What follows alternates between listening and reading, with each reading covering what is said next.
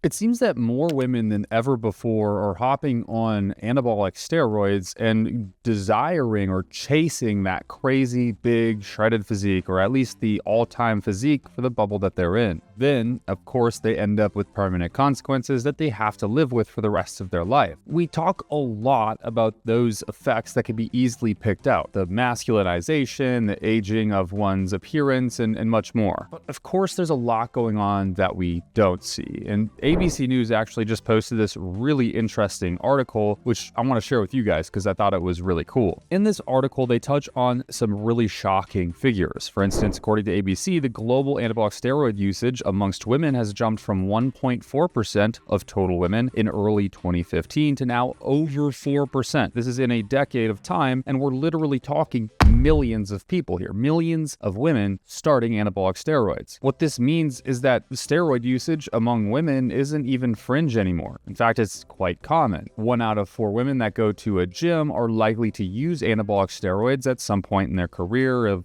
fitness. You ask me what's happening, I think it's pretty damn clear what we're seeing happen. It's unfolding in real time. For one, we have fitness influencers talking about steroids more clearly and transparently on social media, which is a double-edged sword. In one breath, I really like the transparency, and I think it can actually be helpful to people to be honest with them. For example, if you're selling a supplement that claims to build muscle or lose fat, it might behoove you to tell the audience that you're trying to pitch that supplement to that you're using exogenous hormones or other things to accomplish the physique that you have and not the product that you're trying to push. Now, that product may have efficacious ingredients in it. It might not, which is most of the times going to be the case. But regardless of that fact, it's pretty worth knowing if you're someone, a consumer, looking to buy some products. But once again, it's a very double-edged sword because contrary to what you might think, there's actually a very bad side to that too, which is let's, just create a metaphorical situation here. Essentially, what you're doing is promoting steroid usage to some group of individuals. So for instance, let's say a girl named Lucy wants this really amazing physique, and she knows that Nancy has this really amazing physique, and Lucy desires it. She's trying everything that she can do to acquire the physique that Nancy has. Now, Lucy is currently natural, not taking any performance-enhancing drugs, but she wants that physique. So what she sees is that Lucy is taking a little bit of the sizzle. She's posting about her cycle, talking about how she loves it, talking about the performance gains, talking about what they do, the chemical interactions on a very topical level, the side effects, stuff like that, dosages and all. So now you have a girl that starts asking herself the question, what if I started taking a little bit of this stuff? What if I started to delve in just like she does because I want her physique, and she talks about it so clearly, it seems to be not a big issue. She asks the question, what if? And boom, that's all it really takes for a 10-year course of absolute destruction to the female anatomy. And the insidious part about all of this is the influencers usually talking about this stuff fail to really remark the negative consequences to doing these things. They often can really highlight the positive effects with very, very much so glossing over the negative effects, in themselves especially. What we often see on this channel is that it's virtually impossible to find women when we're going through the deep depths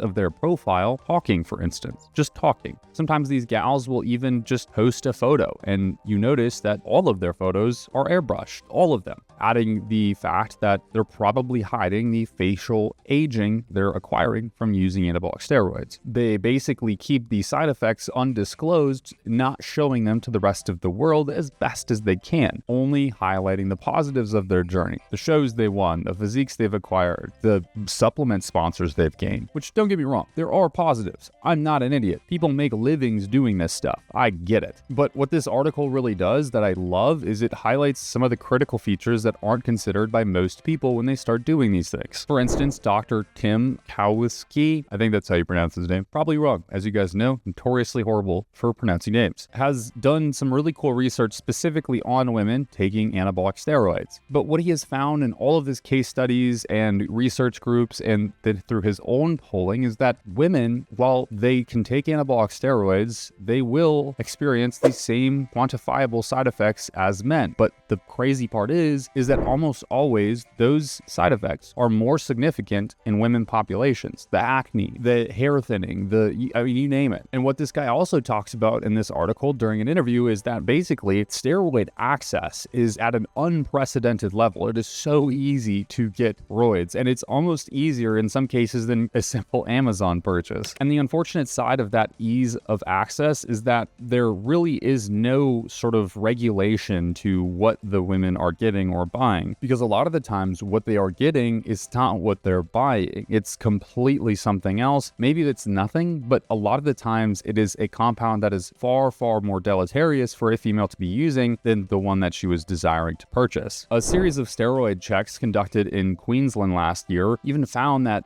the steroids that women were buying specifically, such as Anavar, Primobolan, and in some cases Winstrol, were not so.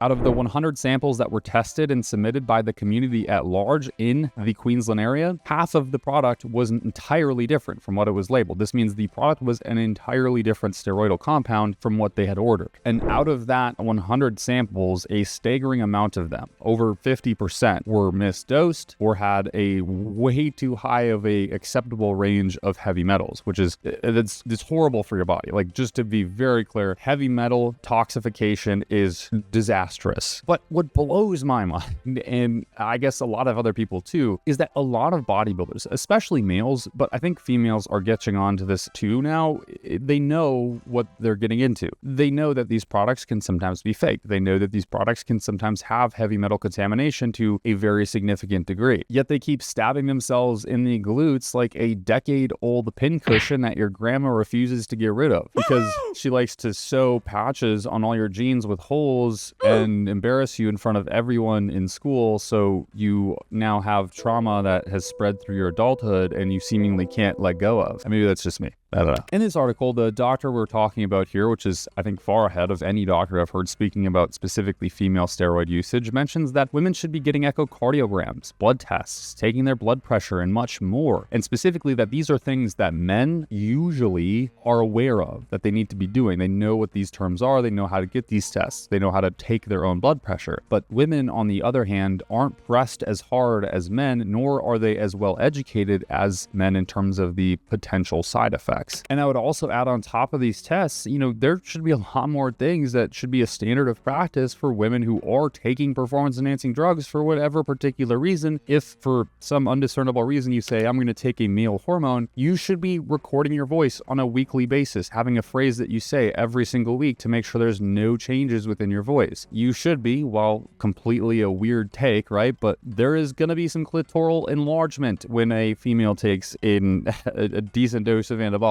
So maybe taking pictures for yourself of that stuff and comparing it to, 3 weeks later, a really important feature, okay? Like, I know it sounds super weird to talk about, but like genuinely, if a female's out there and she's considering this stuff, you really want to be sure architectural changes to your body are not happening because they do not reverse. Like, it is finite and it will happen to you the longer you're on whatever kind of compound you're on. I don't think most females want, you can fill in the blanks, right? And I feel like if a lot of gals who we've talked about on this channel would have done these things, measured their voice, like actually recorded it and seen on a week-to-week basis how much it's changing, they would have stopped before things got a little bit out of hand. Needless to say, though, I'm happy that ABC News is releasing articles about the female steroid epidemic that I kind of recently got into, and I'm realizing how large it actually is. And it's even more interesting that as I dig these things up and I go through people's profiles, which is very personal and it feels like scrutinizing, but it's absolutely not. I don't bully anybody. I'm just clearly stating what's happening to them in terms of changes to their body. The bodybuilding, like the female bodybuilding crowd specifically, has just like not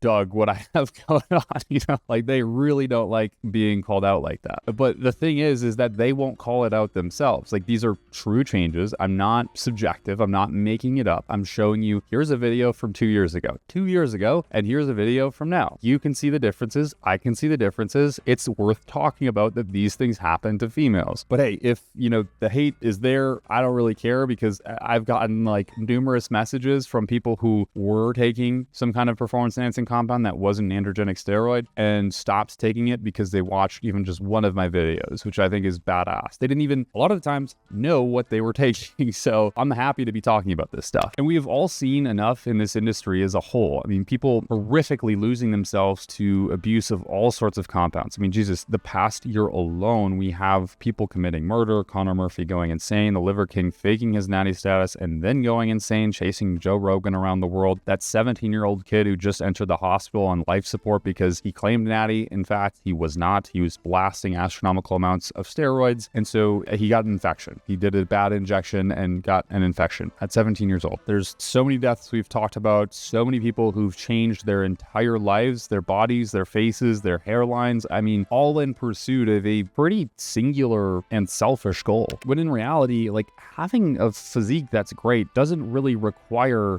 the extremes all of the time. But oftentimes you see people reaching into the suitcase of experimental drugs that are non-approved for human use to get there. It doesn't require you to always look better than everybody else at the cost of losing yourself. But, you know, the reality is, truly, it requires some time. It requires some work. It requires you to realize that the goals you have are not always meant to be achieved. In fact, that's far from the truth. It's never the point. What the point should be is developing values that inch you closer to that goal every single day. Values will last you a lifetime. Goals are momentary. So many fail to see the value in walking the path and walking it the furthest compared to everybody else, instead of taking the detour that brings you and wraps you around to the finish line. The shortcuts exist, but there's often a heavy trade-off with your own life that you have to pay to take that shortcut. And I think in some people's cases, it might be worth it. But in almost everybody else's, like the large majority, the grand majority of people, it's actually not. Now, I understand there's definitely an efficacious way to use performance-enhancing drugs. And I know that's a very brash thing to say, but there really is. We have data where people run 600 milligrams of testosterone, no deleterious health effects. We have data of women running pretty high doses of other things too. And again, no really measurable or quantifiable side effects. But the problem is people go so far beyond all of that. I don't know if you guys ever play games. I play a lot of games, or I try to. Now I'm just kind of watching people play games because I'm at the point in my life where like I'm too busy to do the things I enjoy anymore. It's kind of a sad topic and it's depressing. I'm sad. But anyways, the roguelike genre of games. I don't know if you've played something like this, like Risk of Rain 2 is a really great example of this. But it's like when you're presented with a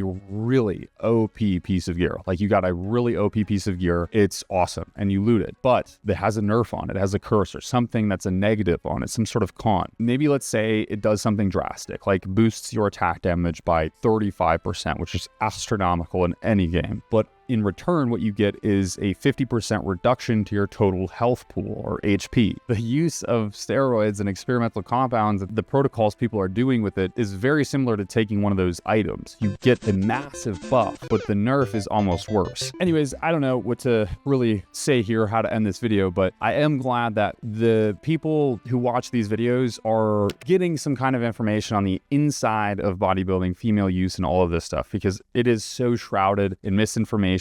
Women not posting publicly about the side effects that they are netting from their use of steroids for sometimes decades. So if you enjoyed this video, it'd be awesome if you left me the subscribe. It helps this channel out a lot. Would be super cool. If you have any ideas of things you'd like me to do a deep dive in, talk about, so on and so forth, anybody you'd think that would be really interesting to see kind of the before and afters of steroid use, shoot those comments down below, baby. I'm always looking. And overall, like, just be safe, bro. At the end of the day, there's so many people who quietly love you. And what we do when you live your life so recklessly is you disrespect those people. You don't respect their value of you. And it sounds weird to say it like that, but it is really true. You hurt a lot of people when you do terrible things to yourself. And I would say that the best value you could ever live up to is to be somebody that the 10-year-old version of yourself could look up to and be happy about, as opposed to run away from. Anyways, that's all for this video. I hope you enjoyed. I'll see you in the next video. We got a couple interesting topics coming up, that's for sure. Promise that you'll never